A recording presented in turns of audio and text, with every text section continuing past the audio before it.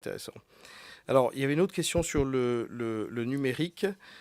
C'était M. Carlo Cotte, je crois, la question de l'exposition plus forte sur les plateformes numériques et du règlement. Vous avez posé la question du règlement. Alors, en fait, dans le rapport, je propose un sujet qui est un sujet. Enfin, je propose une ouverture sur la question de la régulation de la vente de presse sur les plateformes numériques. C'est un point, c'est celui du kiosque numérique. C'est-à-dire, au fond, je me suis dit, il y a le kiosque physique dont on parlait à l'instant, on a aussi des kiosques numériques. Donc un kiosque numérique, c'est un kiosque par lequel on accède à soit un titre de presse complet, c'est la version PDF, ou un lien avec des liens HTML qui permettent d'aller directement sur l'article, soit des articles mêmes. Bon. Et je me dis, au fond, l'équivalent numérique de la loi Bichet, de la liberté de diffusion qui existe en matière physique pour la presse d'information politique et générale, c'est-à-dire que si je m'appelle A, B ou C et que je crée un kiosque numérique, j'ai l'obligation de diffuser la presse d'information politique et générale si elle le souhaite.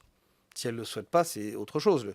La presse d'information politique n'est pas distribuée dans les 23 000... Tous les titres ne sont pas distribués dans les 23 000 points de vente.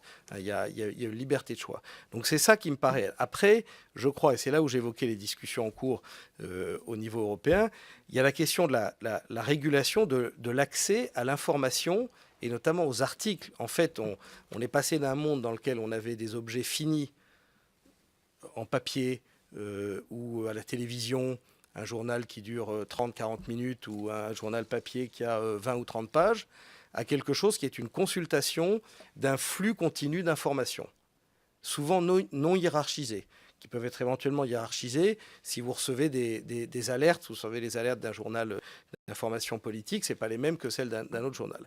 Et ça, je considère que c'est un enjeu fondamental. Parce qu'au fond, vous le rappeliez, je crois qu'un de vos collègues rappelait la statistique selon laquelle plus de 70% des jeunes de 15 à 34 ans consultent la presse via des réseaux sociaux. Alors, moi, je vois le côté positif, ils consultent la presse. Ils n'achètent plus un journal papier. Il se trouve que j'enseigne l'économie des médias à Sciences Po. J'ai pu reprendre mon cours il y a quelques semaines. Chaque année, au début du cours, je fais un sondage dans la salle. Je demande combien d'entre vous sont abonnés à un journal papier. En général, il y en a un ou deux qui lèvent la main. Et je leur dis, mais c'est l'abonnement de vos parents. Ils disent, oui, c'est l'abonnement de vos parents, quoi. Donc en réalité, aucun ou très très peu de jeunes aujourd'hui sont dans cette pratique-là. Mais je dirais, c'est l'évolution des usages. Et ce qui est important, c'est que l'attrait pour la presse et pour l'information ne baisse pas, mais il passe par d'autres voies. Donc ça pose le problème de la régulation de ces autres voies, qui est quelque chose d'extraordinairement compliqué. On a, vous le savez bien sûr, je ne vous apprends rien, il y a 15 jours, le Parlement européen a marqué par un vote extrêmement important l'affirmation de la nécessité de protéger la création, la rémunération de la création et d'aller dans le sens d'une responsabilité accrue des plateformes.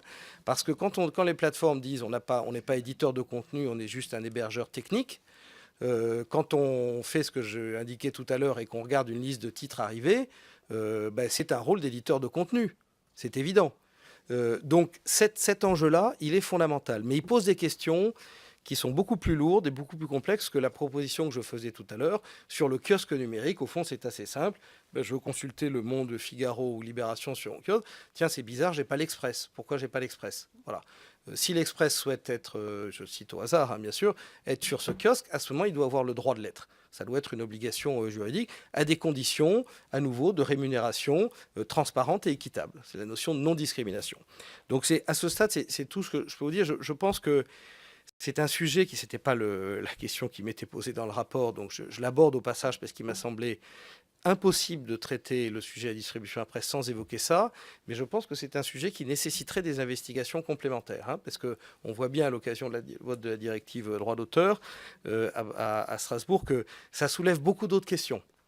Et l'équilibre un peu difficile à trouver entre la neutralité du net, la liberté de la circulation et le respect des créateurs, la rémunération de la création et par les droits voisins de la presse, vous le savez bien sûr, la rémunération des éditeurs de presse qui ont investi dans la production de l'information, puisque nous savons que dans le monde numérique, l'information coûte cher à produire, mais très peu cher à être distribuée, ce dont bénéficient les plateformes numériques pour aller vers ce que les économistes appellent un transfert de valeur massif, mais c'est une autre question qu'il faut, je crois, approfondir.